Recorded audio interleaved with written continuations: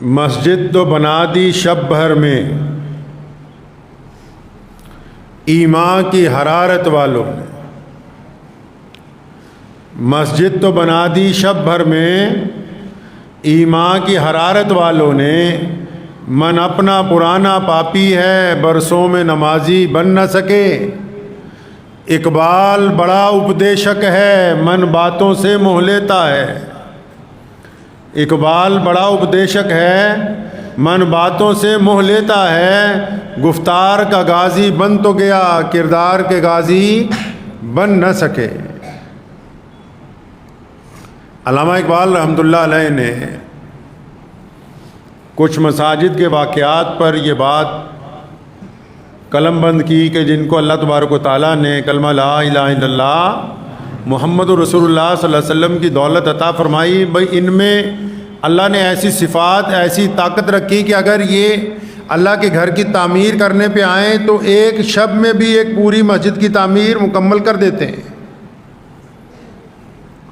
ایک رات میں ایک پوری مسجد بنا دیتے ہیں تیار، جہاں فجر کی اذان ہونے لگتی۔ مسجد جو ہے وہ بنائی کیوں جاتی؟ مسجد کا مطلب کیا ہے؟ مسجد ہوتی کیا ہے؟ مسجد بنانے کا مقصد کیا ہے؟ اللہ کے رسول صلی اللہ علیہ وسلم نے مسجد کیوں بنائی؟ اسلام کیا چاہتا ہے؟ مسجد کیوں بنانی ہے؟ کون لوگ مسجد کو بناتے ہیں؟ مسجد کہاں بنانی چاہیے؟ مسجد بن جائے تو مسجد کو بنایا کس نے؟ چلایا کیسے؟ مسجد کو چلانا کیسے؟ مسجد کا نظام کیسا ہونا چاہیے؟ مسجد میں جو لوگ خدمت کرتے ہیں ان کا آئیڈیل کیا ہے؟ ان کا مقصد کیا ہے؟ مسجد کے انتظامیہ کی کیا ذمہ داریاں بنتی ہیں؟ امام کیا ہوتا ہے؟ صدر کا کیا کام ہے؟ مسجد کو کیسے سنوارنا ہے؟ مسجد میں آنے والے کا کیا اکرام ہونا چاہیے؟ یہ تمام تو وہ باتیں ہیں جو کہ مسجد کی روح کے ساتھ تعلق رکھتی ہیں۔ جیسے انسان جب تک چلتا پھرتا ہے جب تک اس کے جسم میں روح ہوتی ہے، اگر جسم میں روح نہ ہو تو ہم کیا کہیں گے؟ مردہ بندہ ہے۔ اسی طرح وہ عمارت جس کو مسجد کہا جاتا ہو اور یہ نہ پتا ہو کہ اس مسجد کا کام کیا ہے، مقصد کیا ہے، مسجد کی روح کیا ہے، مسجد کے عقائد کیا ہیں، مسجد کے امام کی کیا ذمہ داری ہے، صدر کی کیا ذمہ داری ہے، مسجد کے مؤذن کا کیا کام ہے، اگر یہی پتہ نہ ہو پھر وہ عمارت مسجد نہیں ہے، صرف ایک عمارت ہے خالی۔ تو مسجد کیوں بناتے ہیں بھائی؟ آج کل کیونکہ ہم لوگ اس طرف توجہ نہیں دیتے، کم توجہ دیتے ہیں۔ اگر کسی عام مسلمان کو پوچھیں گے کہ مسجد کیوں بنا رہے ہیں تو نماز پڑھنے کے لیے بنا رہے ہیں۔ کیا صرف نماز پڑھنے کے لیے بنائی جاتی ہے مسجد؟ کیا مسجد کا کام صرف 5 وقت اذان دینا نماز پڑھنا ہی ہے؟ کیا ایسا ہے محمد رسول اللہ صلی اللہ علیہ وسلم نے تو نماز پڑھنے کے لیے اگر اتنی زحمت گوارا کی جا رہی ہے تو یہ کام آپ اپنے گھر میں کیوں نہیں کر لیتے؟ نماز تو گھر میں بھی ہو جاتی ہے، بہت سارے لوگ فجر کی نماز گھر پہ پڑھتے ہیں۔ نمازیں تو 5 ہیں، فجر، ظہر، عصر، مغرب، عشاء، اور کسی اللہ والے کو پوچھو کہتا ہے اس سے زیادہ ایک بڑی نماز ہے، پاورفل نماز ہے، اس کو جب تک نہیں پڑھو گے تمہاری اللہ سے تار نہیں جڑے گی۔ ارے بھائی کون سی نماز ہے وہ؟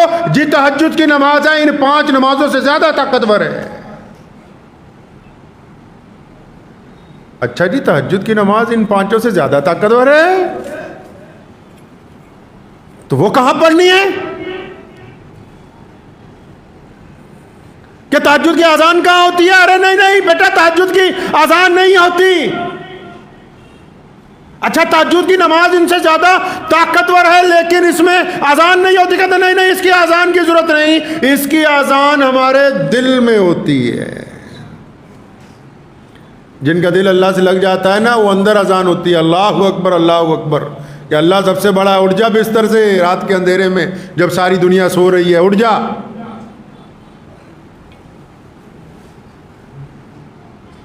اچھا کہتا تہجد میں اذان نہیں ہوتی تو پھر مسجد کیسے کھلے گی؟ بیٹا تہجد میں تو مسجد جانے کی ضرورت ہی نہیں ہے.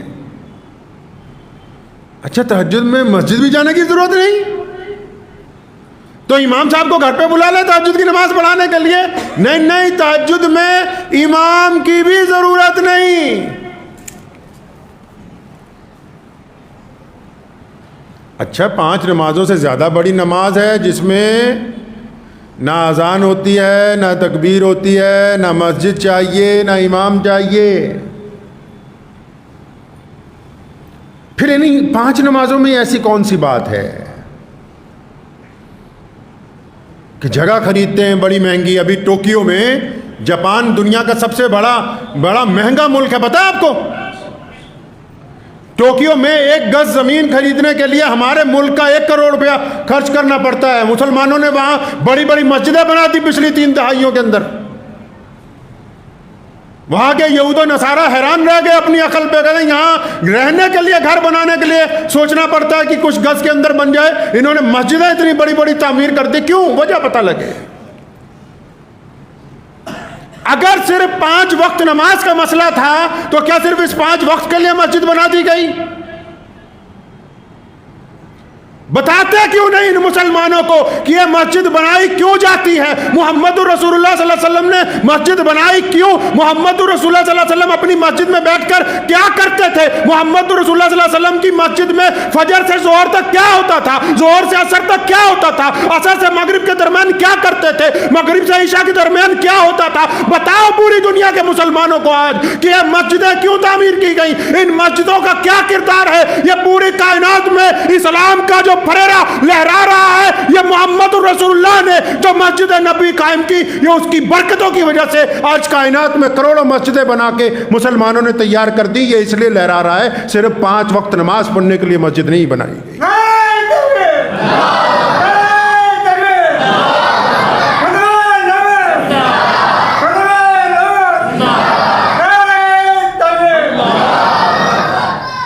مسجد کیوں بنائی بھائی؟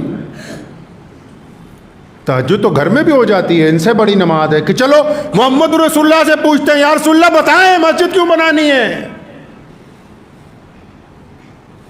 اللہ کے نبی صلی اللہ علیہ وسلم سے پوچھیں گے. امام بخاری، امام نسائی، امام ابو داؤد، صاحب طبقات، الگ الگ محدثین اپنی کتابوں کے ذریعے، احادیث کی مستند کتابوں کے ذریعے آپ جائیں، جا کے پوچھیں کہ ہم اللہ کے رسول صلی اللہ علیہ وسلم سے پوچھنا چاہتے ہیں، سوال کرتے ہیں، یا رسول اللہ مسجد کیوں بنانی ہے؟ تو اللہ کا قرآن، اللہ کے رسول صلی اللہ علیہ وسلم کی احادیث مسلمانوں کو بتاتی ہیں کہ آؤ پھر ہم تمہیں بتائیں کہ مسجد کیوں بنانی ہے. کیونکہ محمد الرسول اللہ نے حکم دیا، مسلمانوں مسجدیں بناؤ، مسلمانوں کشادہ مسجدیں بناؤ، مسلمانوں مسجدوں میں آؤ. فرمایا یا رسول اللہ کیوں آئے؟ فرمایا تاکہ جماعت کے ساتھ نماز ادا کی جائے. کس کے ساتھ نماز ادا کی جائے؟ جماعت کے ساتھ نماز ادا کی جائے. یا رسول اللہ جماعت کے ساتھ نماز پڑھنی ہے کیسے؟ بخاری میں لکھا ہے رسول اللہ صلی اللہ علیہ وسلم نے فرمایا جماعت سے نماز پڑھنی ہے، کندھے سے کندھا ملا کے کھڑے ہو جاؤ اللہ کے حضور.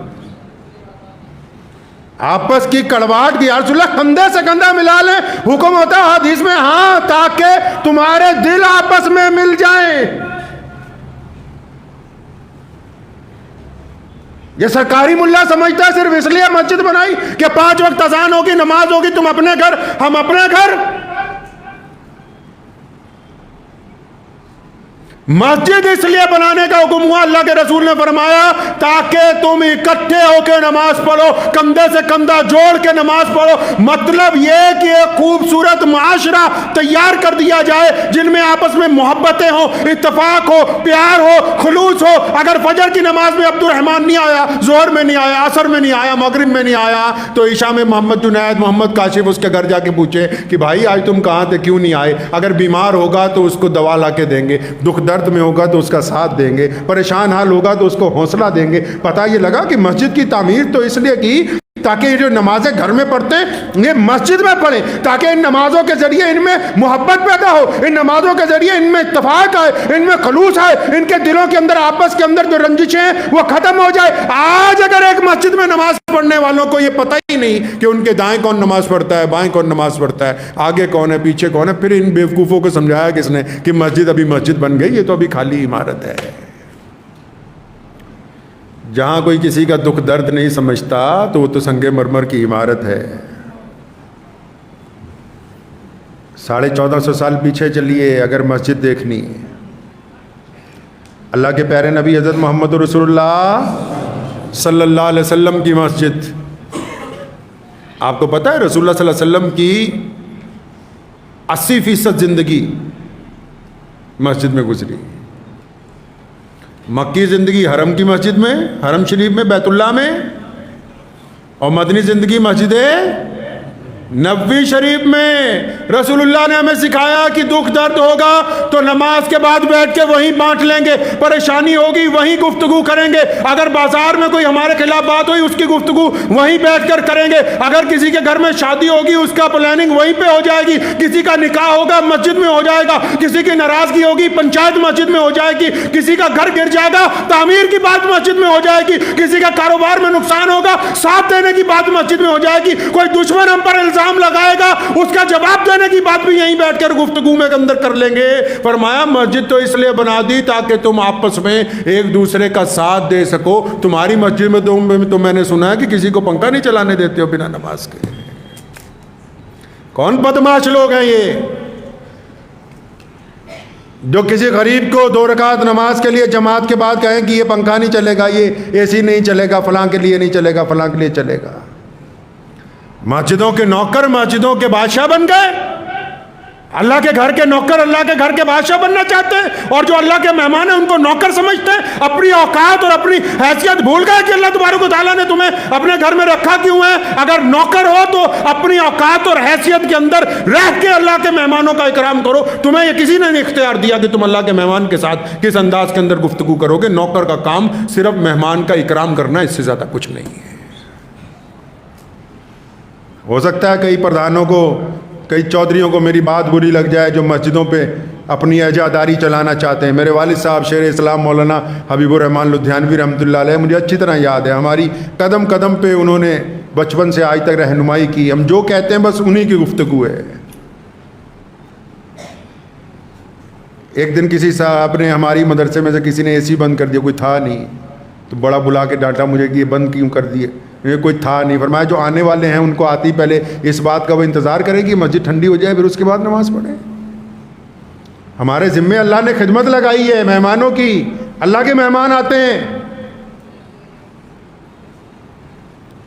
نبی اکرم صلی اللہ علیہ وسلم کی مسجد دیکھیں، رسول اللہ صلی اللہ علیہ وسلم مسجد میں بیٹھے ہیں، سامنے قریب آیا غیر مسلم، رسول اللہ صلی اللہ علیہ وسلم کے پیٹ سے پتھر بندھے ہوئے ہیں، پوری قحط کا مہینہ ہے، مدینے میں کھانا نہیں مل رہا ہے لوگوں کو، فصل اچھی نہیں ہوئی ہے۔ اس نے آگے سوال کیا، یا رسول اللہ میں آپ سے کھانے کا سوال کرتا ہوں۔ محمد رسول اللہ نے اپنے صحابہ سے فرمایا جو اس کو بہترین کھانا کھلائے میں اس کے ساتھ جنت میں اعلیٰ درجے کے کھانے کا وعدہ کرتا ہوں، لیکن اس کو خالی نہیں لوٹایا، کھانا کھلا کے مسجد نبوی سے باہر بھیجا گیا۔ پتہ لگا کہ مسجد تو وہ ہے جہاں اگر کوئی بھوکا آ کے سوال کر دے، بھوکا آ کے سوال کر دے تو مسجد سے وہ بھوکا واپس نہیں جانا چاہیے۔ یہ مسجد کے دستور میں لکھا ہے۔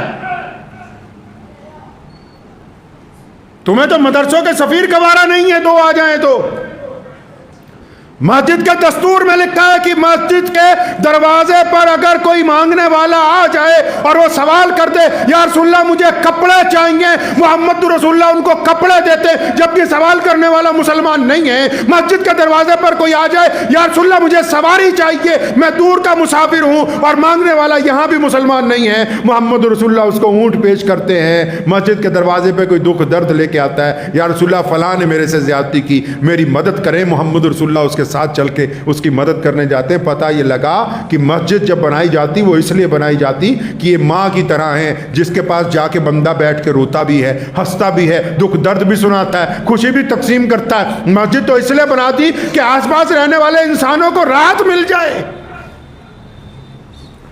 آس پاس رہنے والوں کو راحت مل جائے مسجد سے، ان کے دکھ درد بانٹا جائے۔ وہ کیسے مسجد کا کوئی بندہ امام یا صدر ہو سکتا ہے جس کے محلے میں کوئی بیوہ ہو اور اس گھر میں کھانا نہ پکتا ہو، ایک وقت پکتا ہو ایک وقت نہ پکتا ہو، اور مسجد میں اعلیٰ ترین سنگ مرمر کے پتھر لگا دیا جائیں اور بہترین لوگ آئیں نماز پڑھنے کے لیے، اور اس محلے میں کوئی بندہ بھوکا سوتا ہو، پھر یہ مسجد ابھی مسجد کے حکم میں آئی ہی نہیں ہے۔ تمہیں کس نے کہا کہ مسجد صرف 5 وقت نماز کے لیے ہوتی ہے؟ سب سے بڑا اسکول مسجد میں کھولا جاتا ہے۔ آج بھی دنیا میں مسلمانوں کا جو سب سے بڑی یونیورسٹی ہے، مسلمانوں کے بعد جو آج بھی 1 نمبر کا مدرسہ ہے، آج بھی ہمارے پاس ایسا ادارہ جہاں کے پڑھے ہوئے عالم پوری دنیا میں جب جاتے ہیں لوگ اٹھ کے کھڑے ہو جاتے ہیں، تو محمد رسول اللہ صلی اللہ علیہ وسلم کی مسجد نبوی کا مدرسہ ہے آج بھی، جہاں کئی ہزار بچے روزانہ ہر نماز کے بعد تعلیم حاصل کرتے ہیں آج کی تاریخ میں۔ آج بھی اگر بہترین ڈاکٹر آپ کو اپنے آپ کو دکھانا ہے تو جب آپ حرم شریف میں نماز پڑھنے کے لیے جائیں گے، جگہ جگہ پہ مسجد نبوی میں، حرمین شریفین میں بہترین دنیا کے ڈاکٹر وہاں لوگوں کے لیے بیٹھے، کیونکہ وہ مسجد خدا کا گھر ہے، وہاں جو آنے والے ہیں ان کی دکھ تکلیف کو سننا ہماری ذمہ داری بنتی۔ مسجدیں تو اس لیے بنائی جاتی ہیں کہ دکھ درد بانٹے جائیں گے، محبتوں کو عام کیا جائے گا، آپس کی رنجشوں کو ختم کیا جائے گا۔ ان کو پتہ ہی نہیں، ان کو یہ تو میں مانتا ہوں جتنے فروعی مسائل ہیں ان سے سن لو، وہ ٹھیک ہے اپنی جگہ ضروری، ہم کب انکار کرتے ہیں کہ وضو کے فرائض ضروری نہیں، قبلے کی طرف منہ ہونا ضروری نہیں، لیکن یہ بھی تو ضروری ہے کہ جو کندھے سے کندھا روز مل رہا ہے اور ان میں سلام دعا نہیں ہے، ان کی نفرت کو ختم کرنا یہ بھی نماز کے لیے ضروری ہے۔ یہ نماز کے لیے ضروری ہے کہ ان کے اندر رنجشیں نہ ہوں، ان کے اندر نفرتیں نہ ہوں۔ یہ نماز کے لیے ضروری ہے کہ ان کا دل چڑیوں کی طرح نرم ہو جائے لوگوں کے لیے۔ یہ نماز کے لیے ضروری ہے کہ ہر آنے والے کا اکرام کرتے ہوں۔ یہ نماز کے لیے ضروری ہے کہ اپنے پڑوسیوں کے اگر وہ غریب ہیں تو ان کا مذہب نہ دیکھیں۔ یہ پوری دنیا میں آپ اسلام دیکھ رہے ہیں، پوری دنیا کے اندر آپ دیکھتے ہیں مسلمانوں میں اعلیٰ ترین کوالٹیاں یہ مسجدوں کی بنیادی عقائد کی وجہ سے ہیں۔ آپ چلے جائیں ابھی بھی یورپ میں، ابھی میں گزشتہ دنوں جب عمرے پہ گیا تو مدینہ منورہ سے نکلا تو میں نے میرے جو ساتھی تھے شہزاد بھائی، ان کو میں نے کہا کہ کسی عام محلے کی مسجد میں چلیں گے، تو ہم لوگ گئے تو 2 نفل پڑھنے تھے، تو مجھے تو یہ دیکھنا تھا کہ عام مسجدوں میں کیا ہے، تو ماشاءاللہ تمام ضروریات کے سامان کے ساتھ ساتھ فریجوں کے اندر کھانا رکھا ہوا ہے، کھجوریں رکھی ہوئی ہیں، پانی کی بہترین بوتلیں رکھی ہوئی ہیں۔ کیوں بھائی؟ یہ چیزیں تو بازار میں مہنگی بک رہی ہیں، یہ تو اس ریگستان کے ملک میں بازار میں یہ چیزیں مہنگی ہیں، یہ مسجد میں تو وافر مقدار میں کیوں بھائی؟ کیونکہ جو بندہ مسجد میں نماز پڑھنے کے لیے آ رہا ہے اس کو تکلیف نہیں ہونی چاہیے، اس کو پریشانی نہیں ہونی چاہیے۔ کوئی مسجد میں آ رہا ہے، کسی کو قرآن شریف چاہیے، کسی کو کتاب چاہیے، کسی کو اپنا دکھ درد بانٹنا، کسی کی پریشانی ہے، ارے تمہیں بٹھایا اسی لیے مسلمانوں مسجد کے اندر کہ تم مسجد میں بیٹھ کے انسانوں کا بھلا کرو گے۔ نماز تو پڑھنی ہے، نماز کا مقصد یہی ہے کہ تم برائیوں کو چھوڑ کے اچھائی کی طرف لگ جاؤ۔ مسجد کی نماز کا مطلب یہی تھا کہ تم اب برائی کے خلاف اٹھ کے کھڑے ہو جاؤ گے، اسی لیے تو مسجد بنائی گئی۔ مسجد نبوی صلی اللہ علیہ وسلم میں بتاؤ تو صحیح، دنیا کا کون سا کام ہے، دنیا کا کون سا فیصلہ ہے جو محمد رسول اللہ نے مسجد نبوی میں بیٹھ کے نہیں کیا؟ کوئی ایک کام تو بتاؤ جو مسجد نبوی میں بیٹھ کے نہیں ہوا۔ ہم لوگوں نے 2 طبقات کے اندر مسلمانوں کو بانٹا۔ دنیا دار لیڈر کہتے ہیں کہ مسجد میں نماز کے علاوہ کوئی گفتگو نہ ہو، اور تمہارے پاس نہ تعلیم کا کوئی نظریہ ہے، نہ تمہارے پاس مسلمانوں کے اتفاق پر کوئی نظریہ، نہ تم مسلمانوں کی کوئی چیریٹی کر سکتے ہو، نہ تم اسلام کے ذریعے غیر مسلم دوستوں کے آگے اسلام کو پیش کر سکتے ہو۔ تمہارے پلے کچھ نہیں، لیکن تم یہ چاہتے ہو کہ مسجد میں صرف 5 وقت نماز کی بات ہو، اس کے علاوہ کوئی بات نہ ہو۔ یہیں پر آ کے تم نے اپنے پاؤں کے اوپر کلاڑا مارا ہے۔ تمہیں یہ بات سمجھائی کس نے کہ مسجد صرف 5 وقت جماعت کے لیے ہے، اس کے علاوہ کچھ نہیں؟ مسجد تو ایکو فرینڈلی ہونی چاہیے۔ مسجد تو کہتی ہے کہ بندہ بنا نماز کے آئے، تھکا ہوا آئے، پریشان حال آئے تو کوئی بات نہیں، اگر وضو کر کے وہ مسجد کے اندر آرام کرنے لگا تو کیا بات ہو گئی؟ مسجد تو بنائی اسی لیے تاکہ لوگوں کو راحت پہنچا دی جائے۔ تم کون ہوتے ہو اس کو پریشان کرنے والے، دوسرے کو سوال کرنے والے؟ اللہ نے کسی کو کسی کے اوپر جج نہیں لگایا دنیا میں، اس کے لیے باقاعدہ عدالتیں قائم کی گئی، قاضی کے عہدے بنائے، حکومتیں بنائی، ووٹ ڈالتے ہیں، ہر ایک بندے کو نہیں اختیار دیا کہ وہ آن دی اسپاٹ خود بولے کہ میں فیصلہ کروں گا۔ ہوتے کون ہو تم فیصلہ کرنے والے کہ کس کی نیت کیا ہے، کس کی نیت کیا نہیں ہے؟ آپ نے اپنے پاس سے نیتوں کا اعتبار کر کے پوری قوم کا بیڑا گرک کر دیا۔ آپ یہی بتانے بیٹھ گئے کہ ہم بتائیں گے کہ کون بندہ مسجد کے اندر بیٹھ سکتا ہے، کون بندہ نہیں بیٹھ سکتا، کون نماز پڑھے گا، کون نہیں پڑھے گا۔ مسجد تو وہی ہے، یاد رکھیے، چاہے آپ کے محلے کی ہو یا آپ کے شہر کی ہو، جس مسجد میں 5 وقت نماز کے نمازیوں میں اتفاق نہیں، وہ ابھی مسجد کے حکم میں آئی نہیں ہے۔ جہاں کندھے سے کندھے نہیں ملے ہوئے، وہ ابھی پوری نماز اپنے حکم میں نہیں آئی۔ جو اپنے امام کا اکرام نہیں کرتے، وہ ابھی اعتقاد کے اندر نہیں آئے۔ جس مسجد کے دروازے پر کوئی بھوکا جاتا ہو اور خالی لوٹ آئے تو ابھی حکم میں نہیں آئی۔ جہاں کسی کا دکھ درد سننے والے بیٹھنے کے لیے تیار نہ ہو اور خود میٹنگیں کر کے رات کو بریانی کی دیگ منگا لیتے ہو، یہ ابھی مسجدوں کے حکم میں نہیں آئے۔ یہ تماش بھی نہیں کر رہے۔ پوچھو جا کے ان مسجدوں کے پردھانوں سے، متولیوں سے، بتاؤ کیا کیا آج تک تم نے اپنی مسجد سے بیٹھ کے ہمارے لیے؟ کیا کوئی ٹیوشن سینٹر کھولا ہے مسجد میں؟ کیا کوئی بیٹیوں کے لیے سلائی کا سینٹر کھول دیا ہے؟ کیا ڈسپینسری بنا دی ہے؟ بتاؤ تو صحیح کہ کیا مسجد میں بیٹھ کے؟ کیا کوئی ایسا نظام بنا دیا کہ جو آتا ہے جس کے پاس کرایہ نہیں ہوتا اس کو ٹکٹ دے کے ریل چڑھا دیتے ہو؟ پتہ لگے کوئی اسپتال میں بیمار ہوتا ہے، تم اس کا بل بھرنے کے لیے جاتے ہو تو اس کو دوائیاں دیتے ہو، پتہ تو لگے کیا ہے؟ پوچھا ایک دفعہ ان سے جا کے کہ تم کرتے کیا ہو مسجد میں؟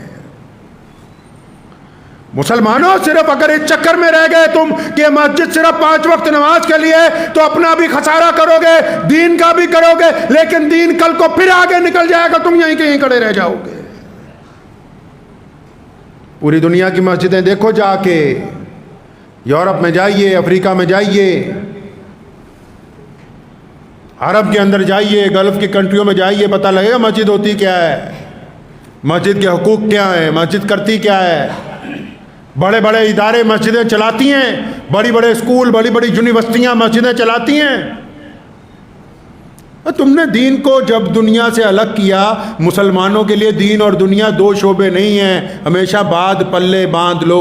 ہماری دنیا بھی ہمارا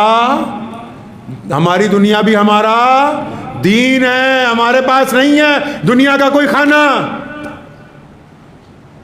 پوری دنیا میں یہی تو لطف کی بات ہے۔ آپ کو پتہ ہے کیا لطف کی بات ہے؟ جو باطل ہے، یا آپ پوری دنیا میں کہیں جائیں گے، کوئی عبادت گاہ بنتی ہے نا، تو کئی لوگ کتراتے ہیں کہ عبادت گاہ کے قریب کا پلاٹ نہیں لینا، پریشان ہو جائیں گے۔ لیکن جب مسجد بنتی ہے تو مسلمان زیادہ پیسے اس لیے لگاتا ہے کہ مسجد کے ساتھ والا پلاٹ مل جائے تاکہ میرا گھر اللہ کے گھر کے ساتھ جڑ کے بن جائے۔ یہ فرق ہے ایمان کے اندر اور کھوکھلے دلوں میں۔ اس لیے اپنے اندر تھوڑی بیداری لائیے۔ جو لوگ، جن کو اللہ نے مسجدوں کی ذمہ داری دی ہے، یا جو مسجدوں میں پردھان بنے ہوئے ہیں، ممبر بنے ہوئے ہیں، پہلے تو 2 رکعت اللہ کا شکر ادا کریں بھی اللہ نے آپ کو اپنے گھر کا نوکر بنا لیا، مجاور ہو۔ قرآن پاک میں لکھا ہے کہ حرم کے مجاور ان سے آگے نہیں بڑھ سکتے جو اللہ کے راستے میں بیٹھتے ہیں گھوڑوں کے اوپر۔ مجاور ہونا ہی بڑی بات ہے اللہ کے گھر کا۔ پہلے تو شکر ادا کرو کہ اللہ نے آپ کو اپنے گھر کا مجاور بنا لیا، اور پھر اس بات کو ذہن میں بٹھا لو کھوپڑی میں کہ یہ جو لوگ آ رہے ہیں مسجد تک، یہ اللہ کے مہمان ہیں۔ اللہ کے مہمانوں کا اکرام کرنا سیکھ لیجئے۔ اگر آپ اللہ کے مہمانوں سے غنڈہ گردی کریں گے تو اللہ کی طرف سے جب پکڑ آئے گی، ساری چودراہٹ نکل جائے گی، ساری پردھانگی نکل جائے گی، نہ دین کے باقی رہو گے نہ دنیا کے باقی رہو گے۔ لکھ کے لے جاؤ اس بات کو۔ ایک بات اور ہے ہندوستانی مسلمانوں میں، ہم لوگ اگر باہر پوری دنیا میں جاتے ہیں، اچھا آپ کو ایک بات مزے کی بتا دوں، انڈیا میں جو مسلمانوں کا پروڈکٹ ہے نا، انہوں نے فتووں کے چکر میں چل چل کے اپنا پیر پہ خود ہی کلاڑی ماری۔ ضرورت تو ان کو مسئلے مسائل کی تھی، پوچھنا تھا رسول اللہ صلی اللہ علیہ وسلم کا چہرہ کیسا تھا، ہم اپنے نبی صلی اللہ علیہ وسلم کے چہرے کے مطابق داڑھی رکھیں، پوچھنا تھا، لیکن یہ پوچھنے نہیں گئے، فتویٰ لینے گئے۔ کیوں؟ کہتے یار میری چاہے چھوٹی ہو یا بڑی ہو، اپنے ساتھ والے کا رگڑا لگانا ہے۔ ان کو فتویٰ اس لیے چاہیے تاکہ یہ اپنے بھائی کی بے عزتی یہیں پہ یہ مار کھا گئے. بس پوری دنیا نے مسائل معلوم کیے کہ اللہ کے نبی, آپ کو پتا ہے کہ عرب کے لوگوں کے اندر کوئی فتوی بازی نہیں ہے, اتنے ملک ہیں,